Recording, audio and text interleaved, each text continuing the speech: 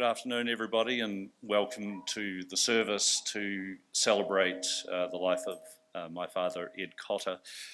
Before I get started, I'd just like to say that this is the first time Ed's ever arrived early for anything, which I'm sure he would have appreciated. So I'm here along with my siblings, Anton, Liz, and Jackie, and we'd like to welcome you all here to help us celebrate Ed's life, who obviously passed away on Thursday last week. First of all, I'd like to acknowledge Ed's extended families. Firstly, his longtime friend Rhonda and her children Jeremy, Katie and Julian and their children. Also Ed's sisters Jude and Cecily and brother Ralph and their families, or their families, as well as my mother Jen, who's also shared a great deal of time with Ed over the years. And obviously had amazing offspring as a result. The order of events today are as described in this memorial sheet that we handed out, and obviously there's some very nice photos of Ed and parts of his life. And I'd just appreciate it if everybody wouldn't mind turning the cell phone to silent before we start, which will be good. It's very good to see so many of you here who knew Ed and were part of his very varied life. I'm sure that you've all shared some very memorable times with him, and we'd love to hear all those stories, but I'm sorry to say that due to the time frame available, we won't have time to hear from all of you at this service. And instead we have speakers who represent a part of Ed's life, or a period of his life, who are going to say a few words. So I apologise to those of you who would like an opportunity to say something, but hopefully we'll be able to share those stories later on after the service. Before we get going, I want to let you know that when we've concluded the service, Ed's family members will usher the coffin out the door, and then members of the CMC are going to do a guard of honour for Ed, either out in the foyer or outside, which we'd all like you to come and share with that, and that'll be a very fitting final send-off for Ed. And after that point, he'll be taken away to be cremated. And at that point, we'd like you to join the family and friends for light refreshments in the cafe, which is down the end of that hallway there. And in the unlikely event of an emergency, such as an earthquake, very unlikely, there are emergency exits that you can see out the side there. But we're going to have a great variety of speakers today who are people who have had connections with Ed over his 90 years. He lived an amazingly full life, as we'll hear about today. First of all, we're going to be hearing from Lynn McKinnon. And as you know, many of you will know that Lynn wrote this fabulous book, Only Two for Everest, which just managed to get published not long ago prior to Ed's death. So it was really good that Lynn managed to encapsulate a big part of Ed's life in that book. And if any of you don't have that book yet, we can still arrange for you to purchase that through one of the bookshops. So at this stage, I'd like to invite Lynn, if you don't mind coming up. And my apologies, Jim Wilson's going to be first. I didn't even read the order of service properly. No, that's true. Yeah, like father, like son. So Jim Wilson's going to come up and read At the Fox Hotel, which is a poem by James K. Baxter. And Ed had done a trip onto Aspiring with James K. Baxter in the early days to do a filmy thing. I'm not sure it ever amounted to too much, but so they had that connection, and that's why I'd like you to welcome Jim up. Jim's a long-time friend of Ed's. He would probably love to tell a lot more terrible tales about Ed, but we'll just stick to the poem.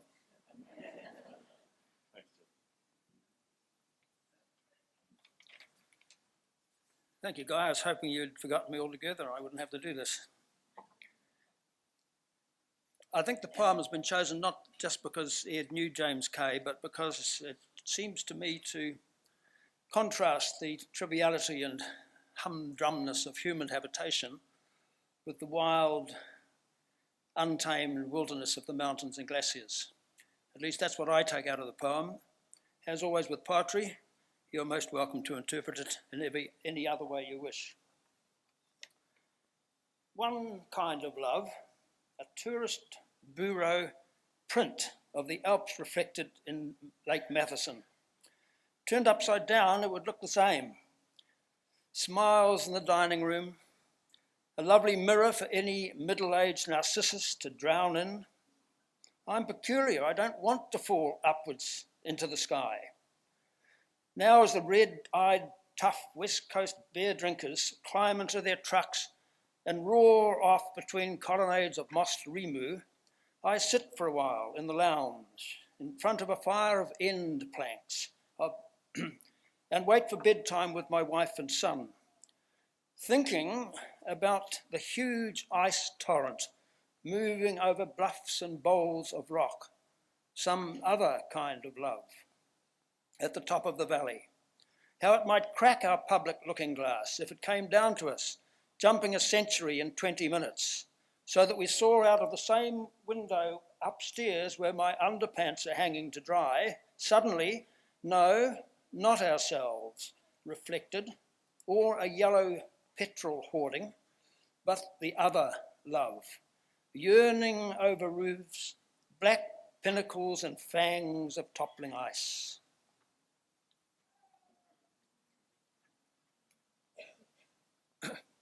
Thank you, Jim. And just before inviting Lynn up, she's probably really ready to pounce now, I just wanted to say a few words from Mike Nelson that he had sent down that he wanted me to read. Stories of Ed are legend and invariably funny. When he recounted such stories, it was his low-key and self-depreciating approach that made him even funnier. Many of them have been well captured by Lynn McKinnon in her recent book. He had a whimsical turn of phrase. On one occasion, when a group of us were driving to Fox, he asked, "Do I need to bring anything except money?" It was probably the only thing he didn't have. In the late 1940s, when I first knew Ed, he was a grade or two ahead of me in mountaineering, and so we did not climb together much in the Canterbury Hills. We subsequently climbed together in the Bolivian and Peruvian Andes and sailed in the Marlborough Sounds, Chilean fjords, and off the coasts of Croatia and Turkey. He was always unflappable. The only time I saw him ruffled was sailing in the Chilean fjords when he was at the helm. Don Mackay appeared from the cabin and said, "What the hell is going on up here?" Ed took this as an affront to his steering ability, stood up, released the tiller in a 25-knot breeze and said, "I'm out of here," and went below. Ed was a superb climber and fearless and was a textbook team player. Now, I'm not quite sure how that fits with the previous paragraph, but anyway, those were Mike's kind words, so thank you to Mike for that. And also, just a few words from Ed's very good friends, Maggie and Donald from America, who wish they could be here, but they sent a quote, a Tibetan quote, that says, "I have journeyed to sacred places in utter joy, like a swan landing on a lotus lake, and the vase in my heart is filled to the brim with the nectar of their sublime qualities."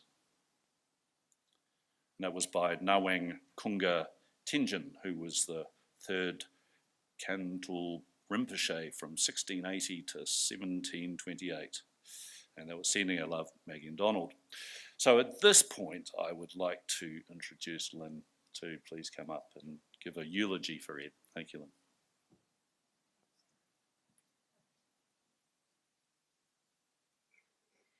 I am really very, very proud and honoured and privileged to be here to do this, and I also feel very humble when I saw all these wonderful mountain people streaming in who know so much more than me. Over the years when I was talking to Ed, he'd often say, "How do you know that?" And I'd say, "Well, you told me, Ed."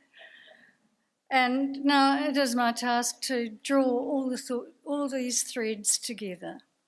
I'm very happy about it, to be able to pay tribute to a wonderful 90 years lived by a gentle and modest man. Now, Shakespeare said there were 7 stages in a man's life: the infant, the whining schoolboy, the lover sighing like a furnace, the soldier seeking reputation, the round-bellied public figure, the slippered pantaloon, and then mere oblivion. Ed Cotter made a darn good job of breaking that mould, didn't he? And in the process, he enriched many lives.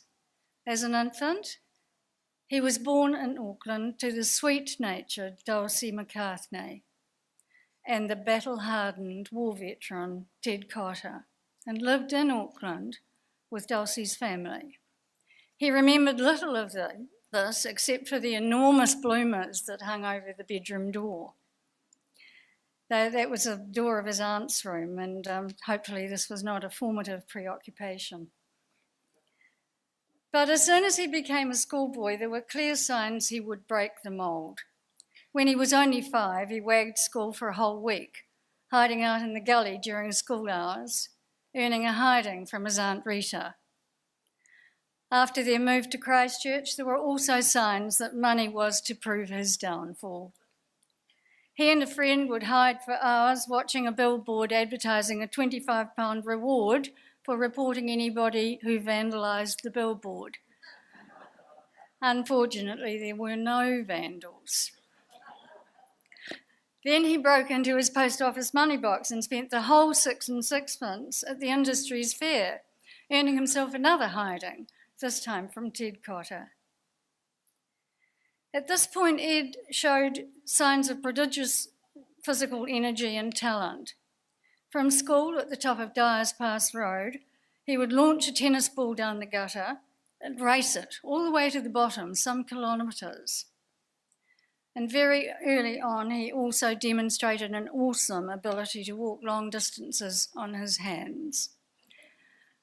When he got to Boys High, he was a bright, gregarious, popular student with many interests, including photography.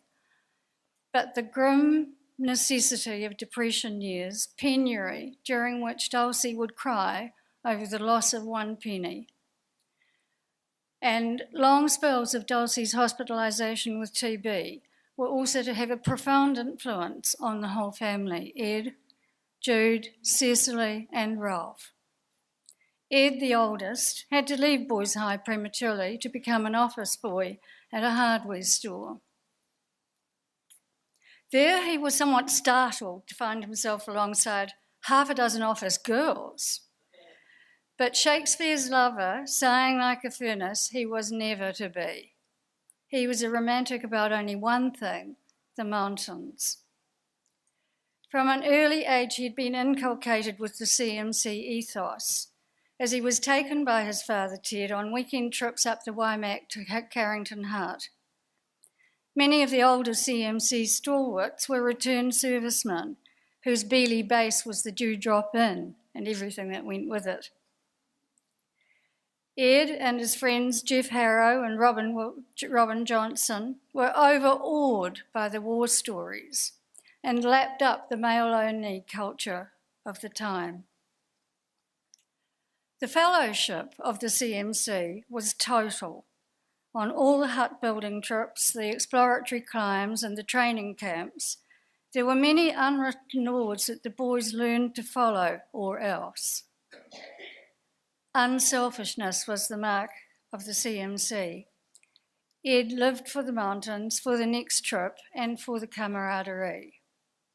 And then he moved to work at the Public Trust, the same building we're conserving today. And to please his father, he studied accountancy part-time. But as you can imagine, he hated the stifling office environment. It was easy for him to raise the ire of his bosses, walking on hands or right round the parapet and playing numerous practical jokes. Then he got back late one Monday morning from the godly Whataroa crossing with George Lowe and filled the building with the stench of bacon and eggs. The boss had had enough. Ed moved to Skellerups and then to Marathon Rubber, where he was in charge of the office. Too poor still to consider courting, what was there but the mountains? He and John Sampson and Jeff Harrow prospected the basin for what was to become the men-only CMC Craigieburn ski field, though Jeff reckoned that Ed found it more interesting to burrow underneath the snow than ski on the surface. All weekends and holidays were taken up with climbing, catching the perishable Friday night train to the Beeley, hiding in the luggage track, if possible, building up his extraordinary fitness, achieving awesomely fast climbs before catching the train back, and over the coast-to-coast route, BJ, before Judkins. It wasn't long before Ed's talent was noticed by Earl Rutherford, who was planning an expedition to the Himalayas. But Ed Cotter was a long way from Shakespeare's soldier seeking the bubble reputation. In the mountains, Ed knew, excessive pride is likely to come back and bite you.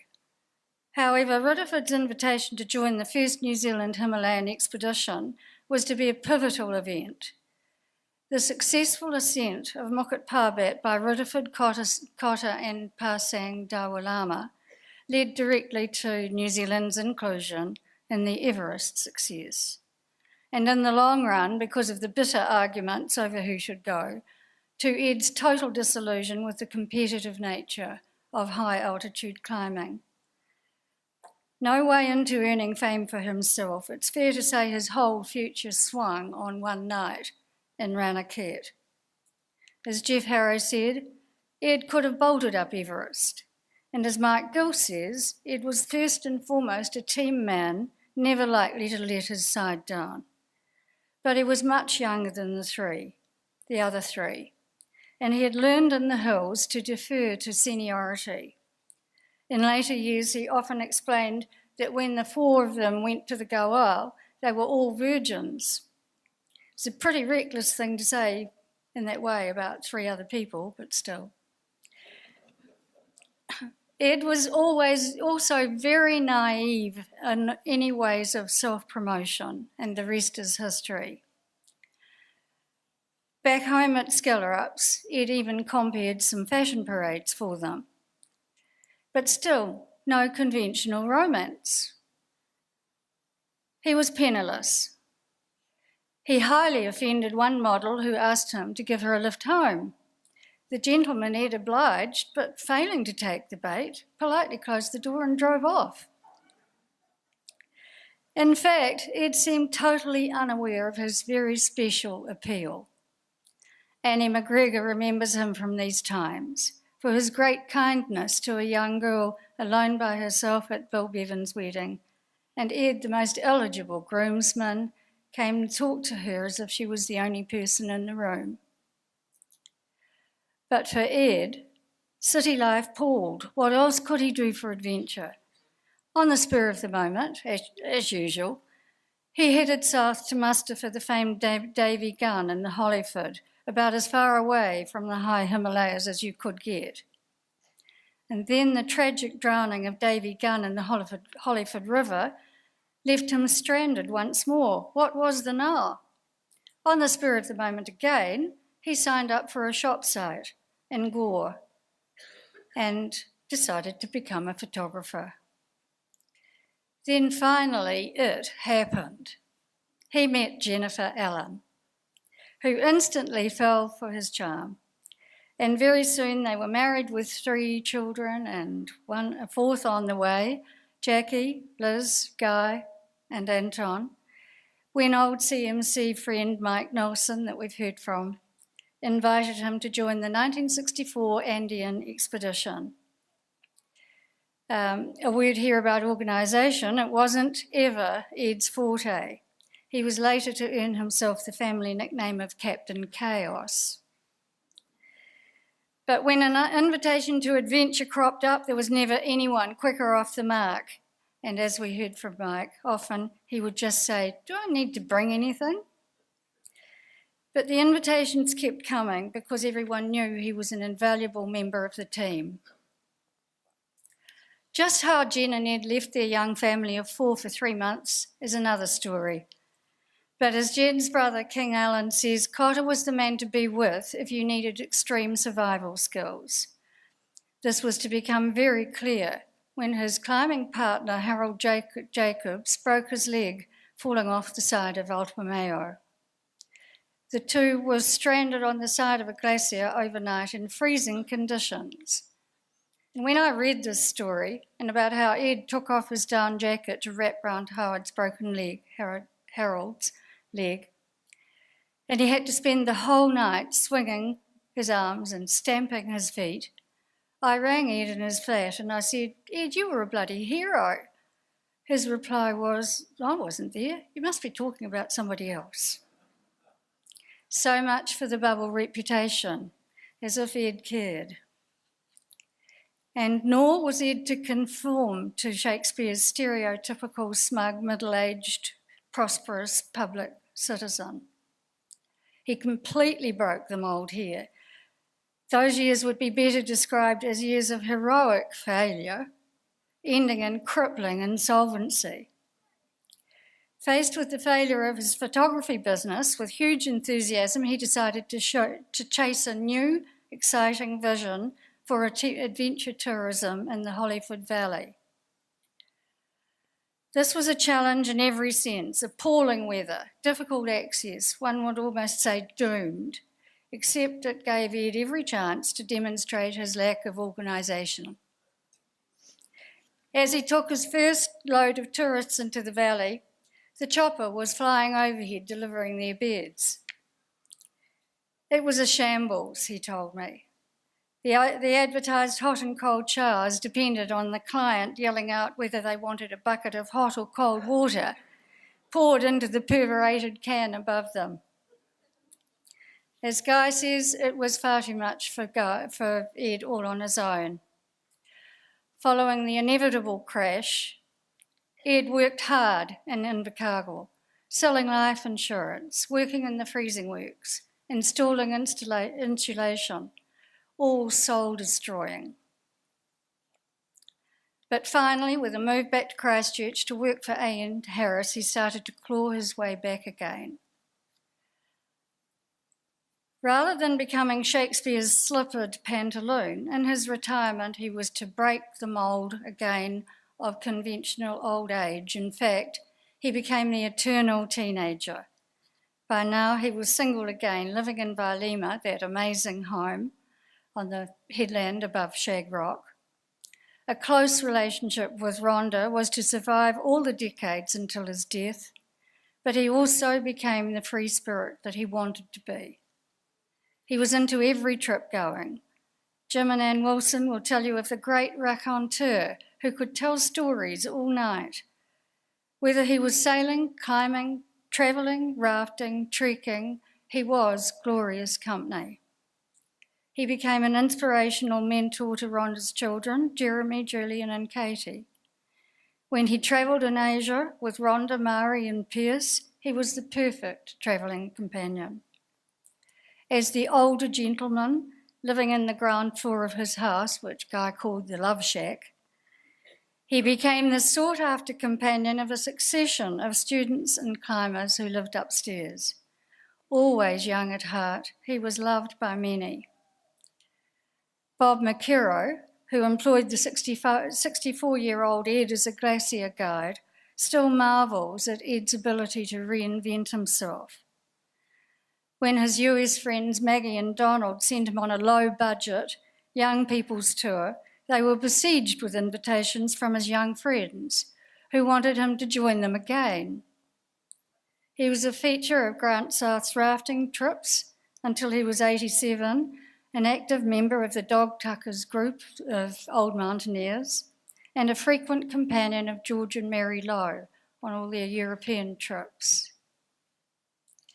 And finally, no way was Ed's last phase to be one of oblivion.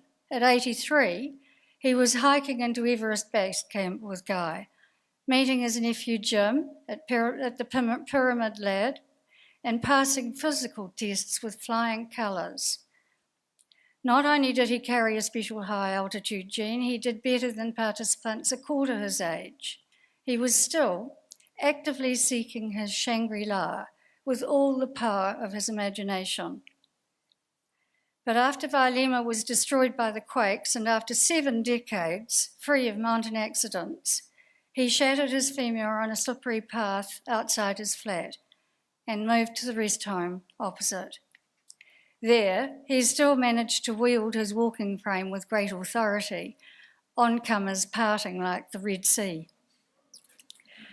He rocked on up to Sumner Beach, sunbathing on the seat at the end of the promenade and earning accolades from the ladies at Edith Cavell for his excellent brown legs. And on Sunday afternoons, the four of us would still track down the best cafes. Only at the very end did the devastating Mr. Alzheimer have his own way. But we can rejoice in a rich, full life, and the way Ed was so much loved.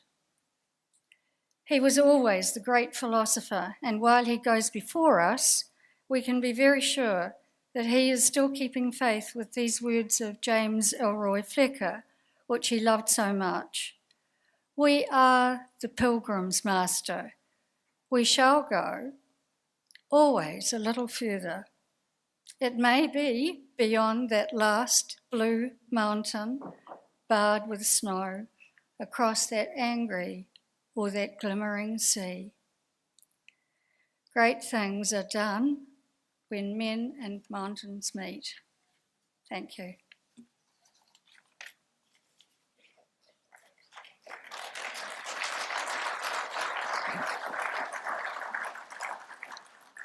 Thank you very much, Lynn. Now invite Jackie Cotter to come up to the stage.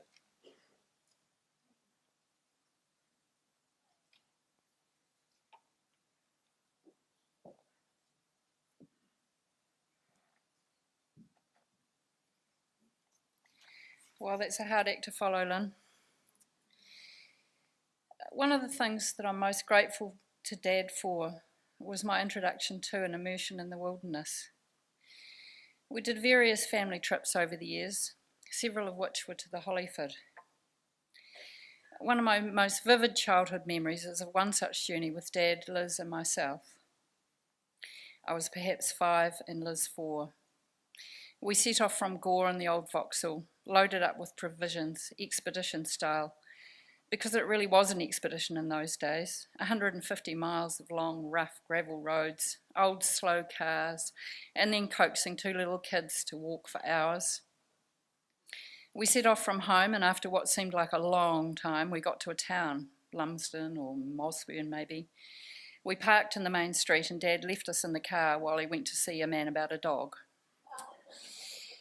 Then he returned. Has anyone noticed how good Dad was at losing his keys? Like all the time. On this occasion, he'd also misplaced a large wad of cash rolled up with a rubber band. Why you need a large wad of cash to go into the bush, I don't know. Perhaps it was petrol money. Anyway, he searched his pockets, the glove box, the floor of the car. He went back to see the man about a dog, about a wad of cash and keys. Returned quite agitated and proceeded to empty the expedition contents of the car onto the footpath on the main street of town. Once he'd gone right through them to no avail, and having gained assurances from us that we hadn't taken them, he distractedly stuck his hand in his pocket again and pulled out, lo and behold, keys and money. That was Dad. So many times, eh? We continued our journey up past the disappearing mountain, which you see ahead, lowering towards the horizon as you drive through the bush-lined road up the Eglinton Valley.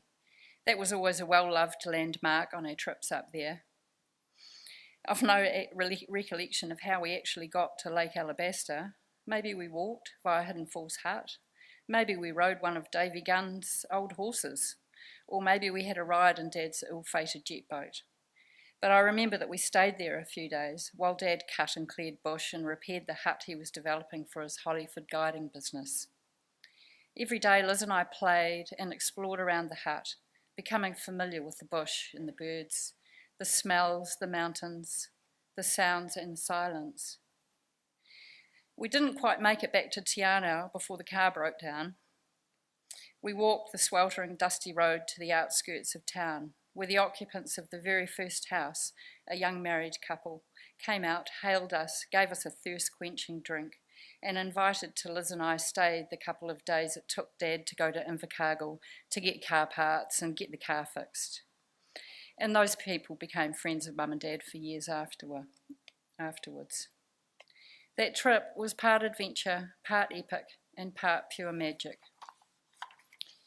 Dad was always having epics, but he was the tinniest person I knew, and he always seemed to come out of a difficult situation better off than before. I guess that's what you call a charmed life.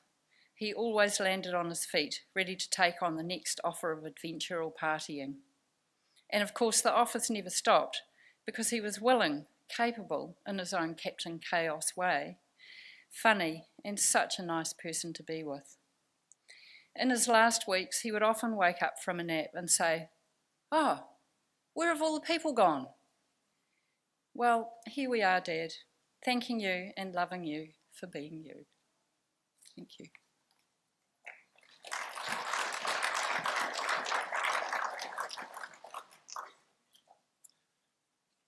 We're now going to hear from Southey, who spent some time with Ed rafting, and probably lots of other naughty things.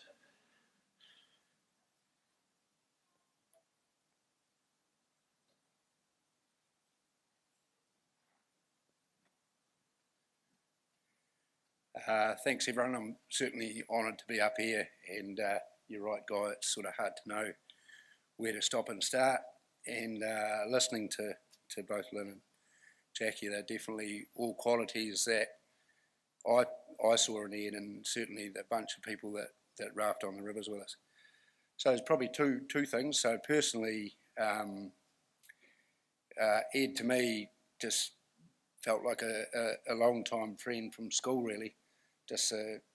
And I guess some of what Lynn talked about, how he just never seemed old.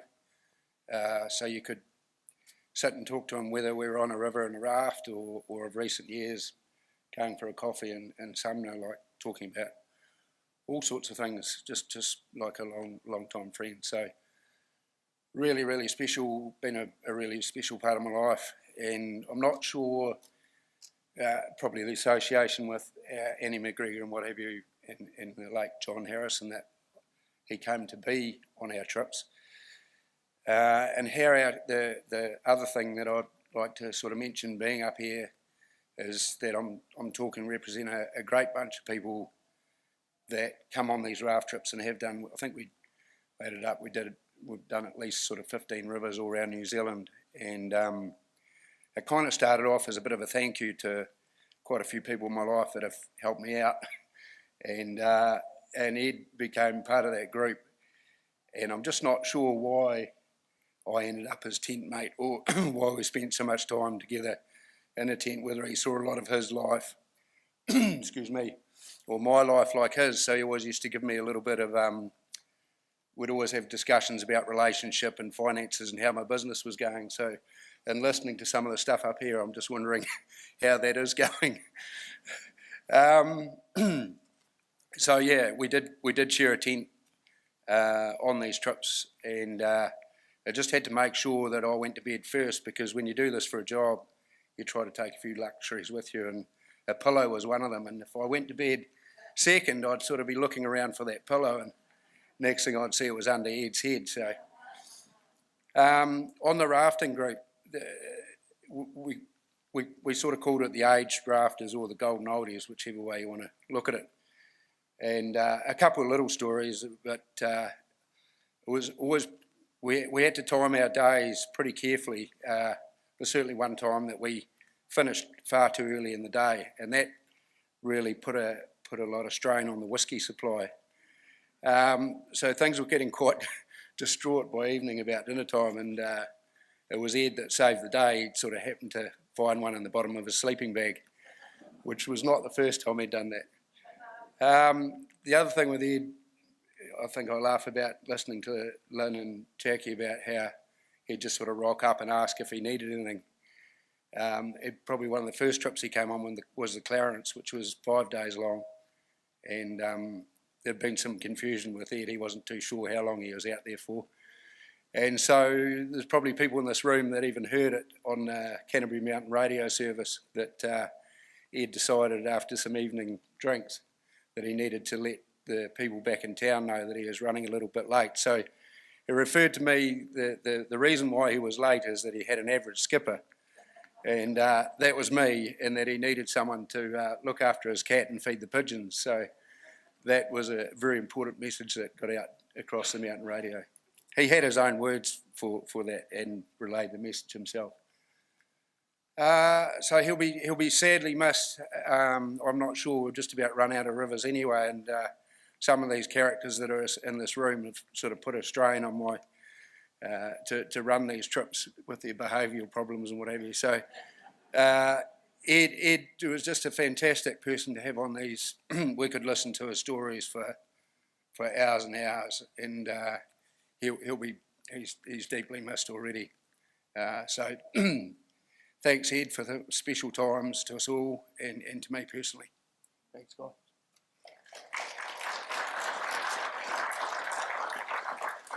Thanks, Sally. Now we're going to hear from my sister Liz Cotter.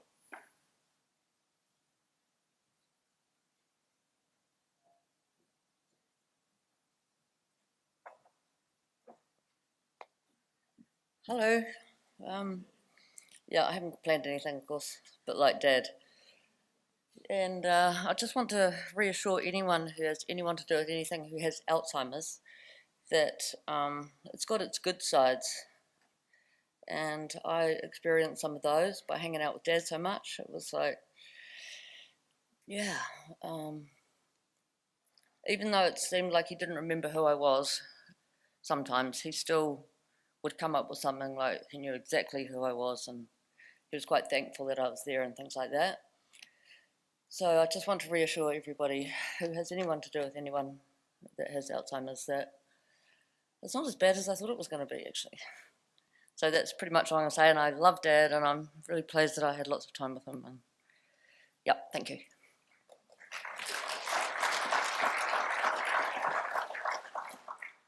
Thanks, Liz. And now we're going to hear from Nick Craddock.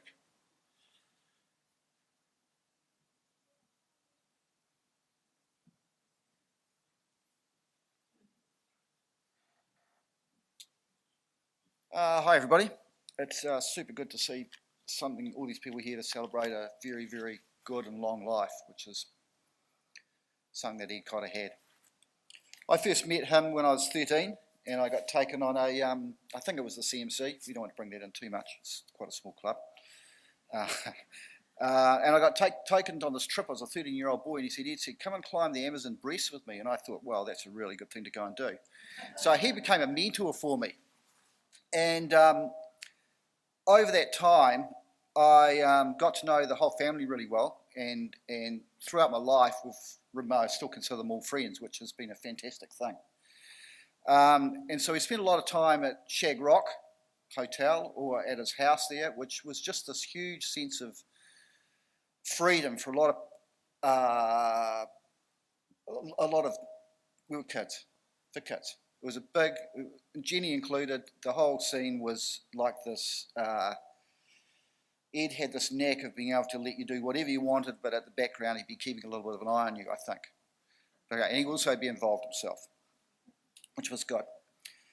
The next big thing I did with Ed was probably, it was a trip to India, where we went there, and I think it was probably his first trip overseas after he sort of got himself back on his feet and got rid of all the kids out of the house and that sort of thing. And that was to revisit Nagawal, to revisit the Mukabar Parbat trip. And so I went over there with a few other friends and Ed, and we went up and we pretty much retraced all the steps, you know, and we came back to Delhi, and that's where we then went on. We met up with Guy and Paul Rogers, and then we went on to Pakistan, and he went up with our trip there and further on. So we spent a lot of time together. The most annoying thing with him on these trips, which was probably at the end of the day, which caused a little rift with myself and him, was that he'd always give his money away. It's like he'd just give it to people, and then he'd go, I've got no money. It's just like, Ed, you've got to stop giving your money away, you know, like this is not a great thing to do. Okay, so I remember him as a really generous, fun-loving, and with a really amazing skill to avoid conflict. Good or bad, he was very good at it. And I think that sort of stymied some of the things he could have done because of it, but that's where he was. So, he'll be missed a lot, but I think it's a big celebration for someone who's lived a great life, has some fantastic children and grandchildren, has some incredible women in his life.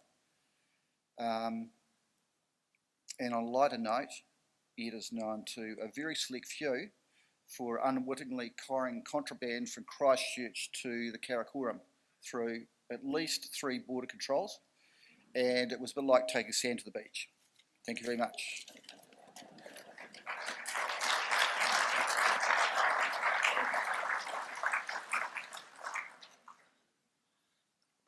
You made him sound like Hugh Hefner.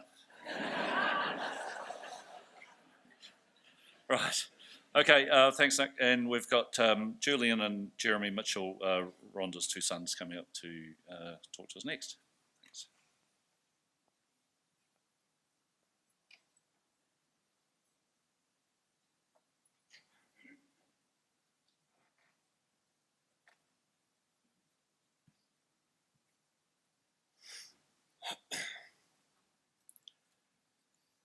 Hi everyone. Well, it was some 35 years ago. I was 11 years old when Ed became what you could refer to as my second father.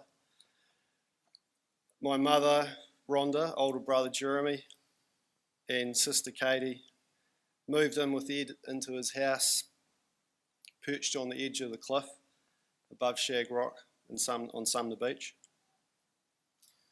Very, very quickly I realised that this new man of Mum's was no ordinary man, no ordinary run-of-the-mill type character. The first thing that really stood out for me at that young age with Ed was the fact how fast he walked. I remember having to run to keep up with him. His high-paced, unrelenting walking style, whether it was climbing the steps up to his house or just simply going for a gentle stroll along the beach. It was not a walk for me, it was an all-out running mission. And as I got a little older, I began to understand how Ed walked as fast as he did. I became more aware in those teenage years what Ed had achieved in the mountains, both in New Zealand and the Himalayas, and my respect for him as I began to realise that in fact he was one of the strongest mountaineers in New Zealand in the pioneering days, and quite possibly the strongest at high altitude. So, okay. That might explain why I had to run my ass off to keep up with him while he cruised along, not even breathing, with a grin on his face. But life moved on. We moved out of Ed's place, but Ed remained very close to our family, and we were lucky enough.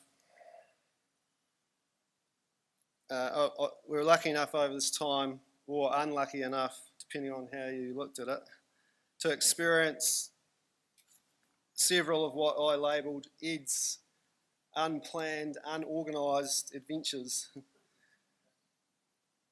And Ed was not one to plan much, and maintenance of gear was not high on his priority list. And this, combined with a super casual approach to trips, to the point sometimes that I thought he actually wanted to get in the shit, often resulted in slight mishaps. And several of these trips happened on Ed's little 21-foot trailer sailor that he purchased in the early 80s. One memorable mishap occurred on Lake Brunner on the west coast. My friend Luke and I had escaped the deck down into the cabin, leaving Mum and Ed up on the deck. A gale force nor'wester had blown up, and things were starting to get out of control. Luke and I were enjoying a bit of music, turned up full blast down in the boat, so we couldn't hear what was going on up on the deck. All of a sudden there was an almighty crash, and I looked up through the hatch to see the mast on the deck, and Mum sitting there with a look of horror on her face, and Ed had mistakenly somehow unhitched the mast and it had fallen on the deck, landing just millimetres from Mum. A very close call. Luckily, we managed to get the old untrustworthy seagull outboard into action and crawled our way to the nearest bay, where Ed promptly declared, "I think I need a whiskey."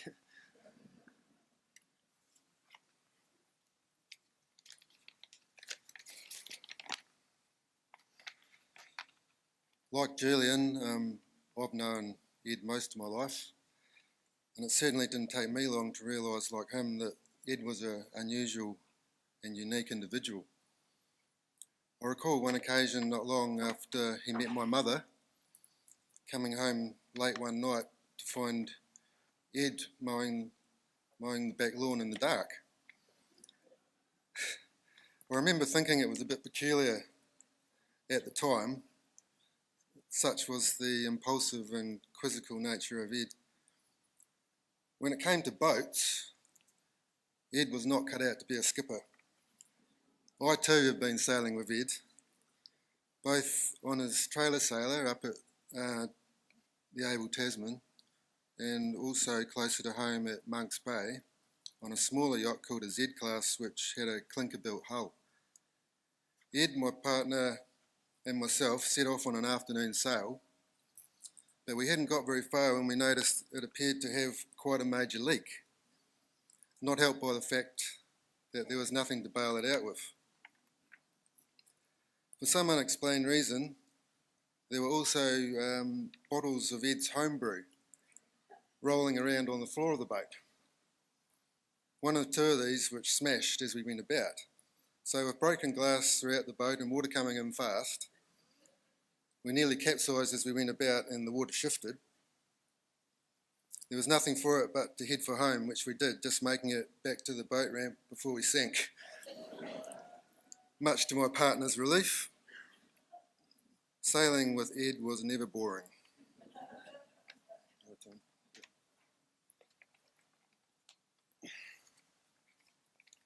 Ed was a funny man, there's no denying that. He had a natural talent for entertaining, acting the goat, and occasionally pulling a classic prank. I happened to be on the receiving end of one of these pranks back in 2006. I'd managed to convince Ed to come on a climbing trip with me and a couple of mates up a mountain in northern Kaikoura called Tapio Nuku. Standing at 2,885 metres, it's no easy climb, and at almost 80 years old, Ed was definitely nearing the end of his climbing career. But he was still very fit, still had the urge for adventure, and hadn't been in this area, so he was in. It's a solid 6-hour walk up the Hotter River to the Hotter Hut on day one, with around 60 river crossings and constant rocky riverbed to contend with. And Ed was charging in typical fashion. And I remember how impressed I was watching him at 80 years old, just scampering over the rocks, as if he was still in his 20s.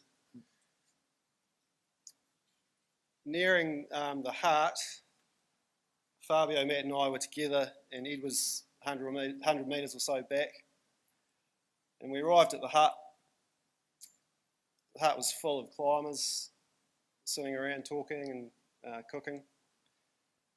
And a couple of minutes passed and Ed hadn't arrived, and I was like, oh, what's going on?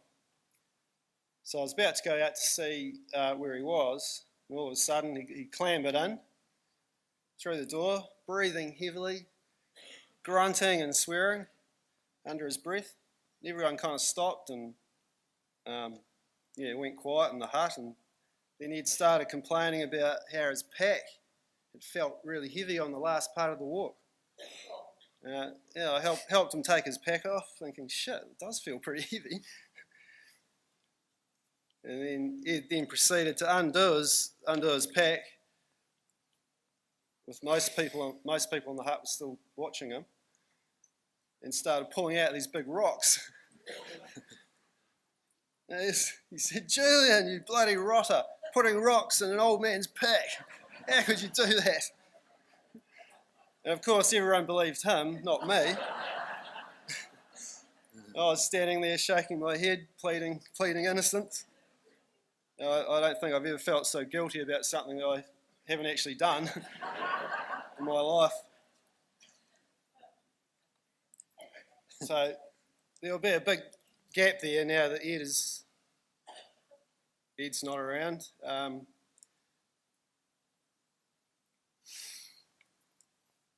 His almost daily presence at Mum's over the years will be missed hugely, and his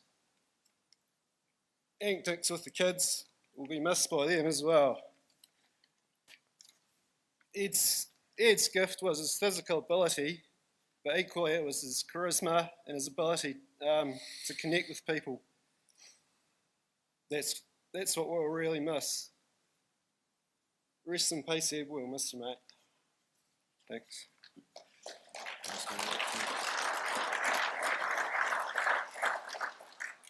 I just got a little bit here.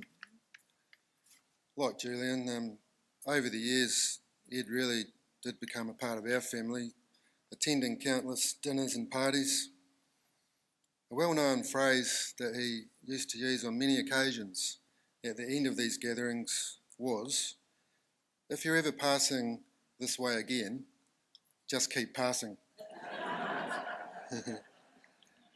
Well, now Ed's passed, and it's the end of another chapter in our lives. Rest in peace, Ed.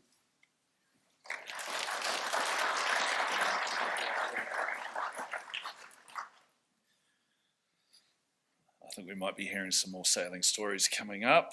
Thanks, guys. We've got Mike Brown, who has done a bit of sailing with Ed, so hang on to your seats.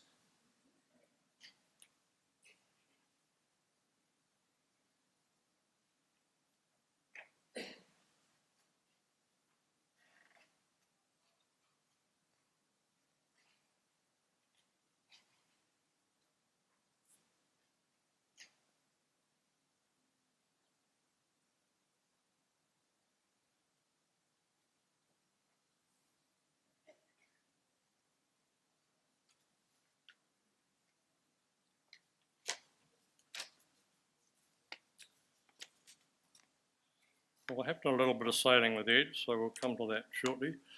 But my first trip with Ed was I skied down the Fritz Range with Lynn Crawford and his son Stefan, and this would be over 30 years ago. And Lynn and Stefan were brilliant skiers, and Ed and I could barely ski at all. So we had this very odd trip down with us falling over constantly, and these other guys making beautiful turns, and that really started the friendship, which I've greatly valued ever since.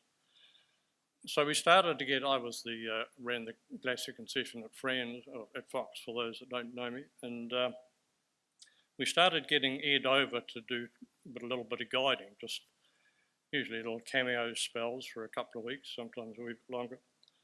And Ed would usually come with quite a bit of style. He came over once over the Copeland with 9 people, and we had a young guy called Chris Gillett who was very sort of keen on learning. He was training to become a full high guide, and so he was keen to learn what he could. So he said to Ed, "Well, that's a terrific achievement, Ed, bringing over 9 people. I mean, what technique do you use for something like that?" And Ed said it was a piece of cake. I just tied them all together and they followed me.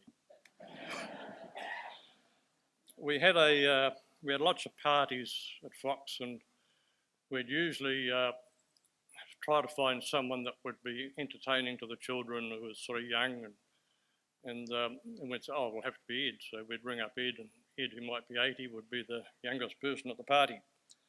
We had one party where we had turned over $1 million for the first time. So we decided to have $1 million party. And Ed arrived at the party, having come over from Christchurch with a top hat and full set of tails. And I'm pretty sure he came in the bus.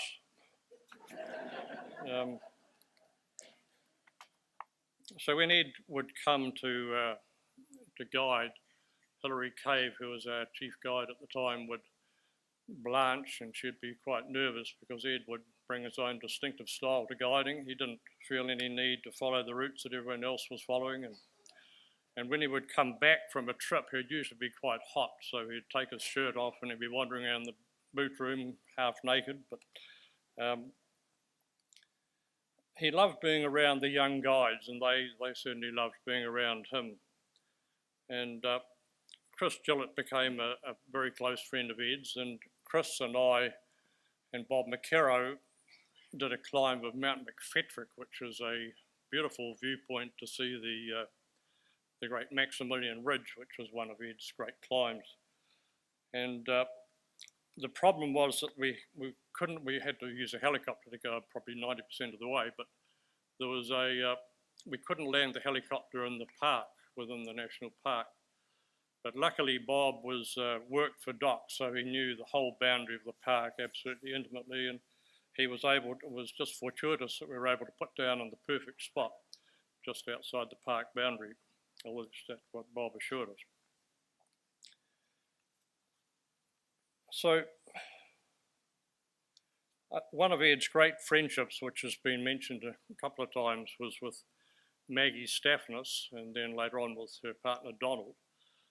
Maggie used to come and bring tour groups to Fox, and they would go up to Chancellor Hut, and they were elderly Americans, and it seemed Ed would be the perfect guy to go along with them. So the first trip that they did, Ed was such a huge success that Maggie sort of insisted that from then on Ed had to be the one that would come along. So we'd surround Ed with a lot of young guides who would probably keep a little bit of an eye on what was actually happening, and Ed would be the entertainment. And Ed went on to have several trips to San Francisco to stay with Maggie and Donald, and did some great trips to Yosemite and all over the place. And we ended up, when Peter McCormick, who was the chief guide at Franz, retired, there was a little bit of a hiatus, and then Doc took over the glacier guiding, and Bob McKerrow was the chief ranger, I guess you would call him in those days, at Franz, and he asked me if I could suggest anyone to be the guide. And I said, well, I know one guy, he's really organised, he'll follow systems terrifically well, and he'll do exactly what you say. And then there's Ed Cotter, who will be a hell of a lot of fun, and you'll really enjoy him. And Bob said, well, I'll take Ed then. So he did. After Ed sort of finished doing a little bit of guiding for us, we had a lot of really great trips together. We had one trip, I remember, up the Hunter Valley. We rode up on horses, and Margie Jameson, who's an old friend of ours, who was probably knows more people than I've ever met, I mean than anyone I know, she said that Ed was the funniest man she'd ever met, and I think many of us would agree with that. The photo, well, that photo there actually, that was taken up on the Navigator Range when we had a nice little trip up there with Ed and Patty Freeney and a couple of others. And we've got another good photo from that same trip where someone's holding the map and all four of us surrounding the map, and everyone's pointing in a different direction. We've got a boat in Canada and Alaska, well, we've had it in Alaska and Canada. It's a 45-foot wooden sailing boat, and we did two good trips with Ed there. One of them was up to Prince William Sound, and the other one was with Maggie and Donald. And both Ed and Donald were almost completely deaf, so I would give them instructions, particularly when we're getting out of a tricky little situation. I'd tell them what they had to do, and I'd have absolutely no idea whether what would actually end up happening, because I had no confidence they knew what I'd said, but it certainly kept it interesting.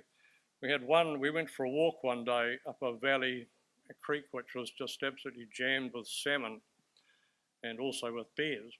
And Ed always liked to follow his own path a bit, so he was dawdling along behind.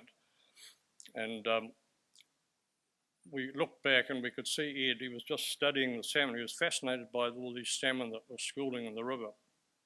So we were, but just behind Ed, we could see a bear walking across a log across the river, looking quite interested in Ed. So we were shouting out to Ed, you know, pointing, you know, and Ed was getting annoyed with us. He said, "I can see them, I can see the salmon."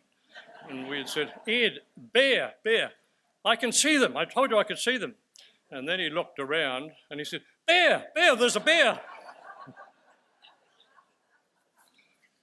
Yeah.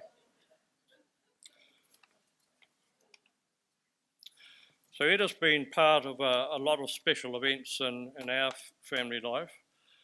And he was a great friend of Carol's, my wife's, as well. And we certainly valued, he was always very welcome in our home. We had quite a fancy sort of dinner party to celebrate something, I can't remember quite what it was, but Ed was along at the party and he said, this is such a important occasion, we must get a good photograph. So he ordered us to clear the table, so everyone cleared all the plates and things off the table and just leaving the tablecloth.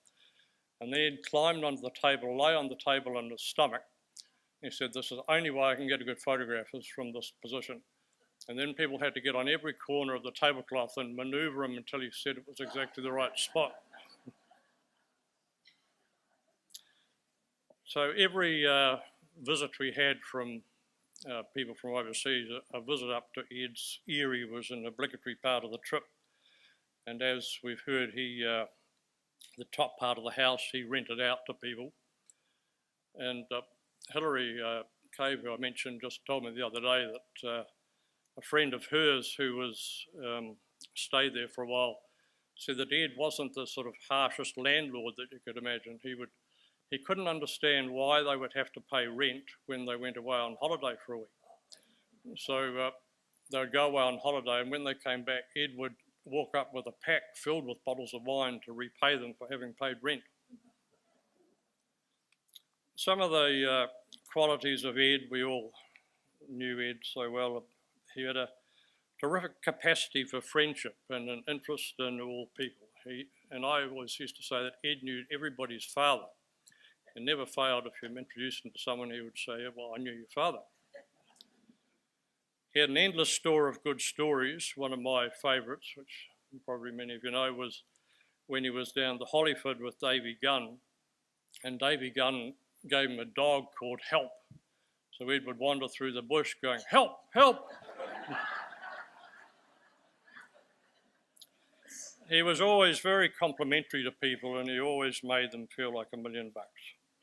He was always on for an adventure and he had a wonderful smile and a terrific sense of humour. Last time I saw him was about 3 weeks ago, and I went out there and Rhonda, who's been such a fantastic support to Ed, was helping him have a bit of soup. But he looked terrific, as he looked just the same as he'd always looked. And when I left, I said, well, Ed, I probably should go. I'd better not hold you up anymore. And he said, with that little grin that he had, he said, "I wish someone would hold me up." Thank you.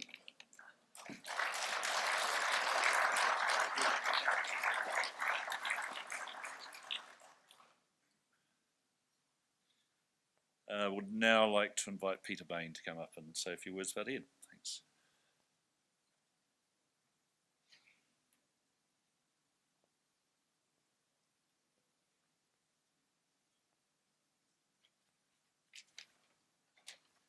My name is Peter Bain. I'm presently the patron of the Canterbury Mountaineering Club, a rather pale imitation of the giants, including Ed Cotter, that have previously held this post. For most of us, there have been three constants. The sun will rise again tomorrow morning. Politicians will make extravagant promises, and Ed Cotter will live forever. Events of the last few days have maybe caused some people to revise their opinions, but don't be too hasty, because Ed Cotter will live in our hearts and minds as long as we exist, and deservedly so, for Ed was an individual who imprinted his personality indelibly on everybody he met. When I joined the Canterbury Mountaineering Club 68 years ago, Ed was one of its leading lights, both in the mountains and on the social front. His climbs in the Godley and Armoury Range set the standard for enterprise, and few evenings at the Pioneer Sports Club on Oxford Terrace were free of some outlandish prank. When faced with retribution, Ed's wide-eyed innocence fooled nobody. I'm probably one of the few sober patrons who remember Ed's spectacular handstand on the balcony rail at the Snowball at the Wentworth. Admittedly, he was encouraged in this risky venture by a well-known Arthur's Pass citizen who paused from dispensing gin from a hollow alpenstock to encourage him. The success of the 1951 Mukit Parbat expedition lifted Ed's standing even further. And when I got the chance to climb with him in the Arrowsmiths, it was like playing for the President's grade one week and opening the batting at Lord's the next. The next summer, I was Ed's partner on a remarkable trip. Based on the snow cave in Erewhon Cole, we climbed Amazon's Breasts, Laupa, Erewhon Peak, Whitcomb, Snowdome, Red Lion and Evans in 3 exhilarating days. My contribution to the outing was trying to keep up with Ed and admiring his remarkable balance and route-finding ability. Later climbs with him on the Footstool and the mountains of South Westland and the Rakaia confirmed my opinion and my rating of him as an ideal mountain partner. I don't know who coined the phrase laid back, but it must have been somebody who knew Ed Cotter. But his rather casual manner concealed inner strength and tenacity. He was lovable and a charmer. My Maori, who was rather conservative in these matters, once confided to me, "If I'd met Ed Cotter before I met you, who knows what would have ensued?" And he was so very kind. When Maori passed away, Ed gave me a rose bush. "Ed, I checked it this morning, and the first red roses of the summer have just appeared." I must now visit the newly discovered urban-rural divide and explain to city dwellers that a dog tucker is an aged ovine quadruped past its productive years, destined for the order of the red collar and fit only for the dinner bowls of the canine members of the station staff. This definition pays only a passing relevance to the dog tuckers group, a loose rabble of backcountry enthusiasts of a certain age. Ed fitted seamlessly into this group, completely oblivious to the towering esteem in which the others held him, and enjoyed the annual trips into the backcountry. When he lost his hearing aid in a tumble on the Pigeon Bay Walkway, there was an instant 100% turnout for the successful search. Such was their regard for him. I think, and I hope, my visits to Edith Cavell in recent years were a comfort to Ed. For half an hour or so, we were able to vicariously live the days of our misspent youth and middle age and dotage. None of us are perfect human beings. Each of us must play the cards that we are dealt and Ed played his in a manner that made him unforgettable. To those who may say, to quote Mandy Rice Davis, well, he would say that, wouldn't he? I admit I am biased. And every time I hear one of my favourite McKelman songs, I will think of Ed Cotter. There are sober men aplenty who are dead at barely 20. There are men of over 90 who have never yet kissed a bride. But being a man of action, when you're lying there in traction, you can say with satisfaction, well, damn it, at least I tried.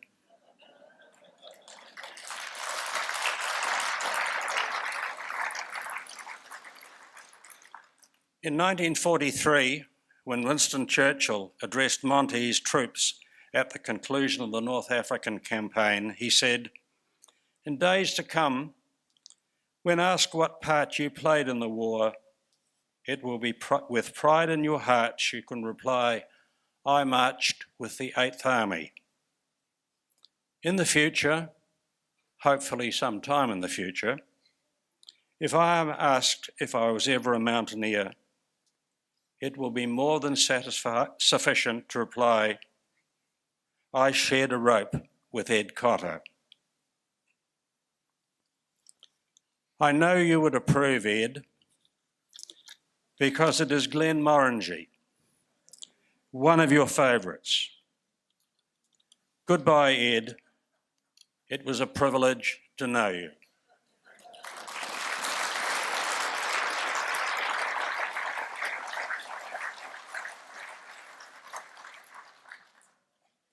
Thank you, Peter. I don't know how Glenmorangie was one of his favourites because he certainly never bought a bottle of it. Must have been yours. Okay, I'd now like to invite Jeff Harrow from the Canterbury Mountaineering Club to come and say a few words. Thank you.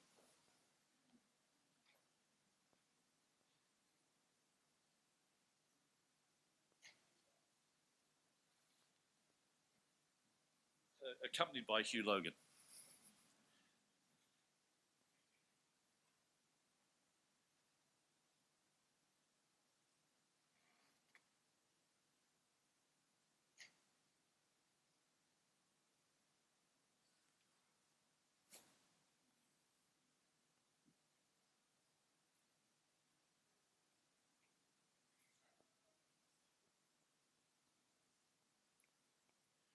To the Cotter family, thank you very much for the honour and privilege of saying a few words about my very dear friend, Ed Cotter.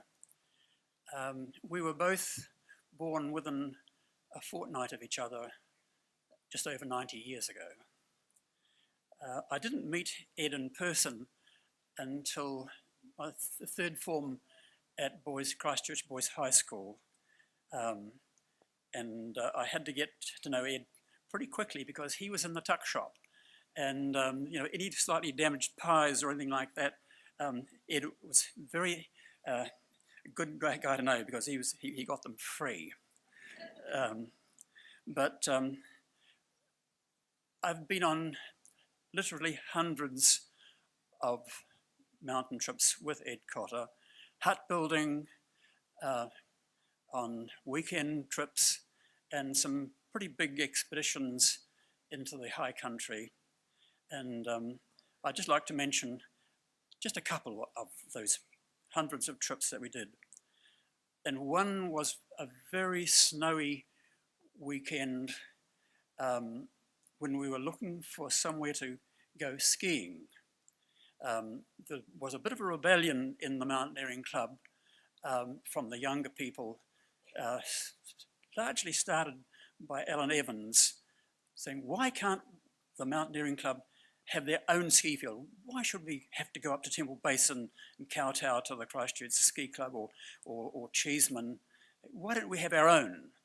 So the committee just turned it right round onto Alan Evans and said, well, you go and have a look for one. Well, Alan Evans became very quiet after that, and it was left to Ed Cotter and John Sampson and I to carry on the crusade for the Mountaineering Club to have its own skiing setup. And we went off in in John Sampson's car with Judith Cotter and Johnny Sampson, Ed Cotter and myself. Well, Judith was left in the car on the top of the Craigieburn cutting. There was nearly a metre of snow around. It was midwinter, and we just ploughed our way up the Craigieburn stream, up over the waterfall, all round into the Craigieburn range, and there was just snow everywhere. Johnny Sampson and Ed were very busy with their cameras, recording it all, because we had to have some proof for the Mountaineering Club committee that there was going to be enough snow there.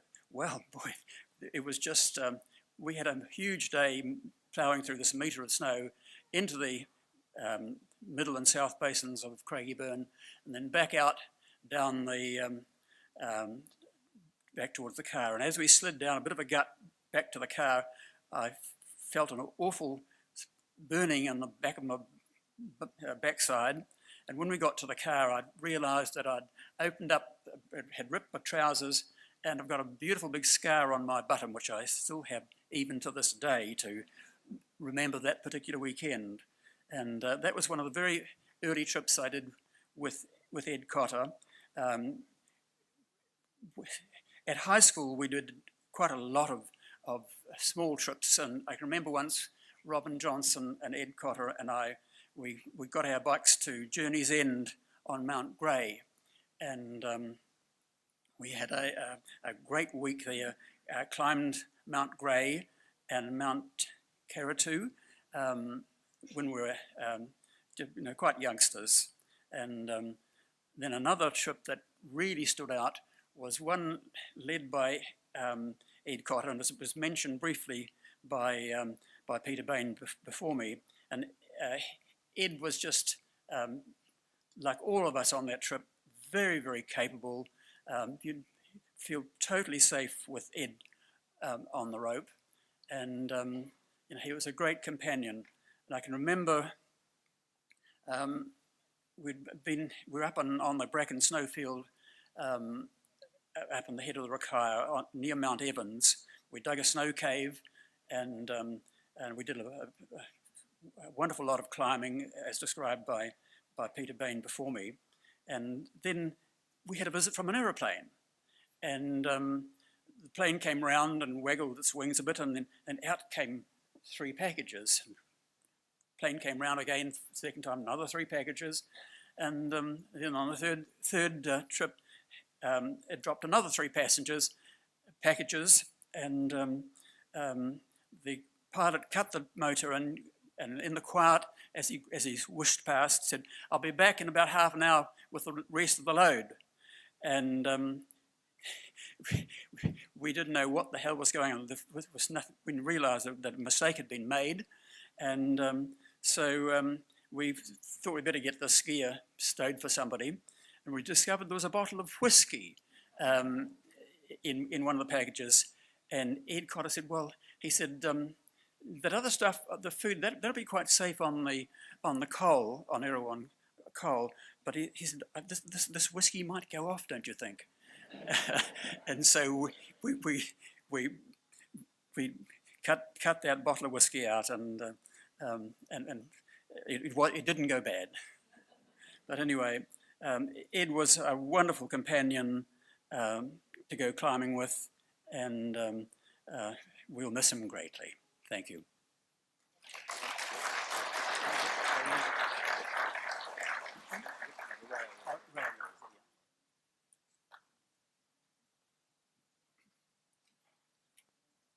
Thank you very much, Jeff. And also, Ed was very connected with the Canterbury Mountaineering Club. He really identified with it. It was a really big part of his life for all of these years. He loved the ethos, he loved the people, he loved the type of trips.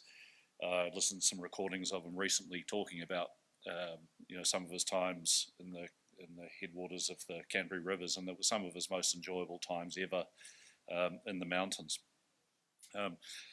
Afraid to say it, but I've got another sailing story, and this one was when we were in his little trailer sailor out from Scarborough, and I think it might have been Al Hay and myself and Ed, and we took off with Ed from Scarborough and sailed out, and a little while later, we realised that the boat was drifting sideways a little, and realised that the retractable centreboard that he had in this thing hadn't actually dropped down when we started sailing. So we hove to, and I dived out of the boat and pulled the centreboard down, and then got back in the boat. And we were sitting in the boat just a little while after that, and the wind died, and we were sitting there, and not only had the wind died, but we noticed that there was water lapping around our ankles, and I think my efforts to free the centreboard had broken the centreboard casing, and so the boat was filling up with water. The wind had died, so we went to start his Seagull, little motor on the back, and after a little while he admitted that it probably hadn't been going for about 3 years. So we're there, and we're getting pretty close to where the surfers are all about to catch a wave, and it was high tide, and the waves smashed right into the rocks there at Sumner. We weren't far from Cave Rock, and Ed goes, "Oh, I know what to do." So he reaches down, opens up a little cupboard, and pulls out a bottle of gin, and he figured that we'd have a drink, and that was the way to deal with it. So he poured the gins. I don't think he had ice or lemon, or maybe even tonic. And so we're sitting there having this drink, and we're actually start talking to the surfers. We're that close, and they are probably thinking, "Oh, well, is this normal?" And for Ed Cotter it was. And what was also normal is that just as we were about to get picked up by a wave and dash into the rocks, there was a little zephyr of wind, and away we went, and we managed to get back to Scarborough just before we sunk. So, a great role model, don't you think? He also told me, actually, while we were out there sitting there waiting to get smashed against the rocks, that he'd found a cure for the hangover, and that was to buy a 750ml bottle of gin instead of 1.125 litre. He'd also actually admitted in a moment of weakness too that wasn't actually Gordon's whiskey in that bottle. He'd just picked up a bottle once of an empty one, and he took it to the old cheapo pub, and he'd fill it in on the refill from the real cheap gin. But people were super impressed with his great quality alcohol. And Julian was talking before about one of the trips with Rhonda. I remember her coming back after they'd been in the Marlborough Sounds, and they'd got rescued 3 times in one day. So it was a good thing he had the mountains earlier in his life, and but it didn't stop at boats. One day we were driving. He picked me up from the airport, and we were driving past Hagley Park, and he sees some bird over the side who's picking flowers, and he probably likes the look of, and manages to smash right into the back into the car in front of him. He stopped at the lights, a pedestrian crossing the middle of Hagley Park, and he's sitting there, and the poor lady in front who had just been rear-ended comes over, and he winds his window down, and he reaches into the glove box and pulls out his insurance papers. He says, "Oh, look, I carry these with me because this happens all the time." So that was just how he rolled. He was just a constant order of calamities that just kept coming at him. But the amazing thing about him is that it didn't actually seem to faze him. It was like he didn't actually connect between his actions and all the stuff going on around him. And that was one of the amazing things about him, and it actually made him quite endearing, I think. He realised it a bit about himself. He was. I heard a recording of an interview he had once, and this is what he said about himself. "As friends would say of me, preparation and organisation do not immediately come to mind. An adventure in the offing needs no prior thoughts or preparation. Let's just go and do it. Let's be travellers in a short time here, not tourists." And it was that philosophical approach of his is how I like to remember him. He wasn't somebody who aspired to collecting things. He wasn't somebody who needed to have lots of big toys in the garage. In fact, he actually preferred collecting junk, I think. And he was the quintessential joker. He was always the life of the party, always playing a practical joke on everyone, as you all know, and as we've heard so much about today. I recall Nick mentioned a trip over to the Himalayas, and I got off the plane to meet Ed and Anna in India. We were on our way to Pakistan, and we got off the plane in Delhi, and myself and Paul Rogers and Murray Judge, and were walking, out of the airport, and there's just thousands of Indians there all trying to get your attention. And there was a couple of really strange-looking people with beards, kind of waving to us, trying to get our attention. And I realised it was Ed and Anna. Anna had a beard on; she looks quite good with a beard. Here they were amongst all of these Indian hawkers, all trying to get us onto their taxi and stuff. And they were actually taking the piss out of the Indians, and that was actually quite a good thing. They were getting quite a few furtive sideways glances. And then when we got to Pakistan, we were staying in a hotel called Flashman's Hotel, and it's a famous hotel where mountaineers stay.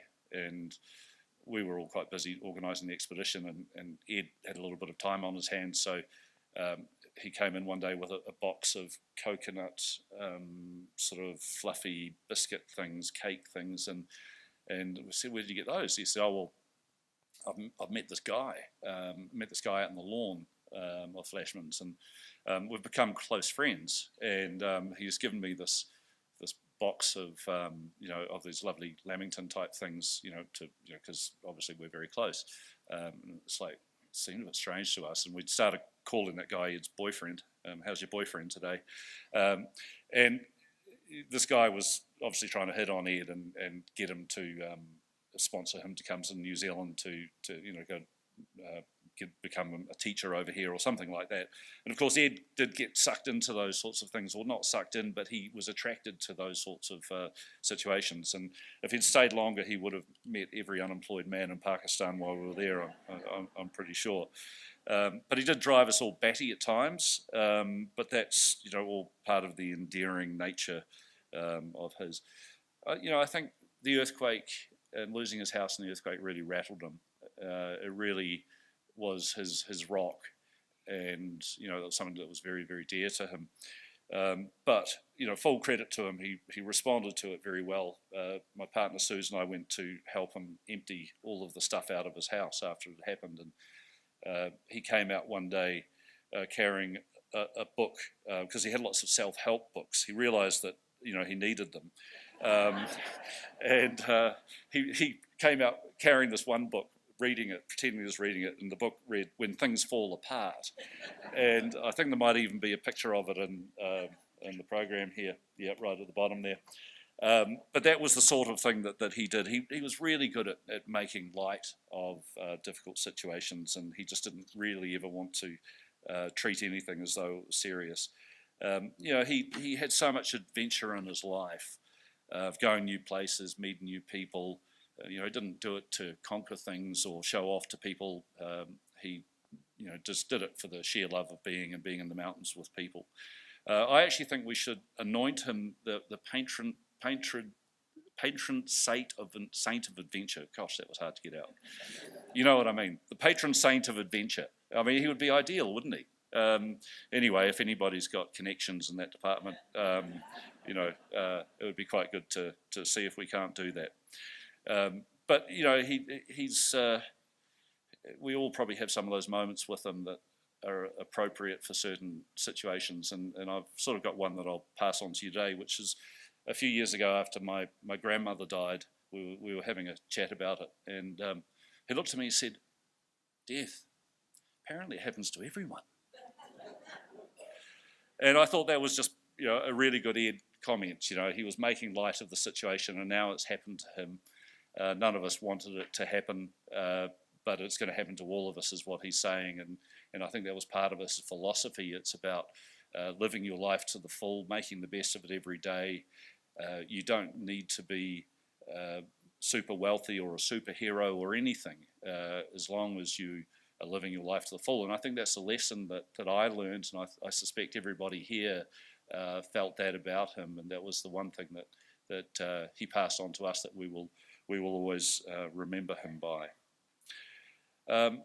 So in finishing this celebration of Ed's life, which we have to do some stage, unfortunately, we've come to the point where we've got to farewell Edmund Cotter and send him off on his final adventure, and that is into the afterlife. At this point, I'm going to pass over to my sister Liz, who's just going to say a few words to help Ed's transition into the afterlife. And after this, I'd like everybody to stand as we take the casket with Ed outside. We're very lucky to have the Canterbury Mountaineering Club who are going to do a guard of honour outside for us. So we're going to wheel Ed out, and as Liz finishes her talk, a few of the Canterbury Mountaineering Club who are going to do the guard of honour wouldn't mind filing out while we get ready to move Ed. That would be really good. And after we go out with the casket, the rest of you can all follow so that you can actually be there for the moment that we do the guard of honour, and then we'll put Ed into the hearse to be taken away for cremation. Once he has departed, we would welcome you all to stay for a cup of tea and some snacks in the cafe, which is right up the end of the hallway up there. And then later on at 5:45, we're going to have an aftermatch that Ed would have been proud of. That's going to be at the atrium in the tannery in Woolston. So folks know where the tannery is in Woolston. There's going to be drinks and nibbles, or there's going to be food provided, and there's a bar there to buy drinks. So, we'd welcome all Ed's friends and family to come and join us at that. So at this point, I would like to thank you all for coming. Thank you all for being Ed's friends and supporters, because he needed a lot of it. And, for helping us celebrate, this wonderful man who, had a great and positive impact on so many of us. So thank you very much. Liz, if you want to come up.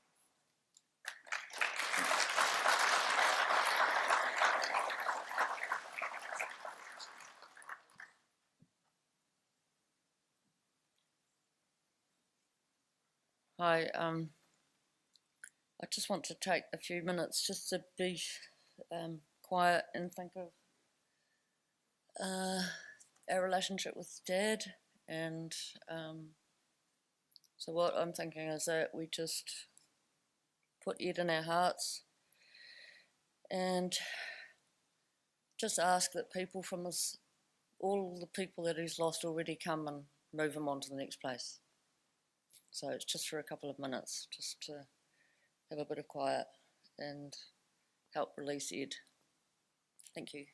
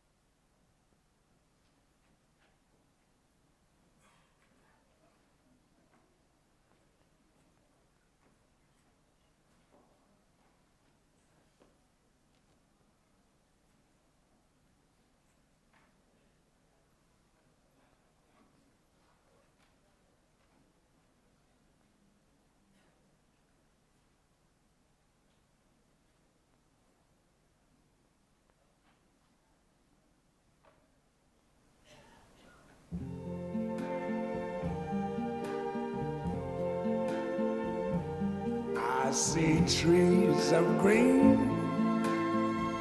red roses too. I see them bloom for me and you.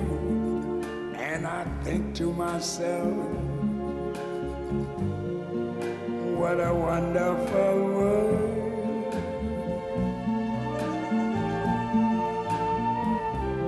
I see skies of blue and clouds of white, the bright blessed day, the dark sacred night. And I think to myself, what a wonderful world.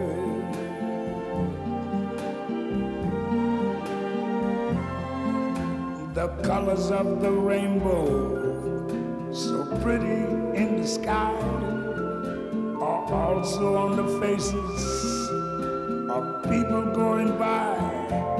I see friends shaking hands, saying, how do you do? They're really saying, I love you. I hear babies cry, I watch them grow. They'll learn much more than I'll ever know. And I think to myself, what a wonderful world. Yes, I think to myself, what a wonderful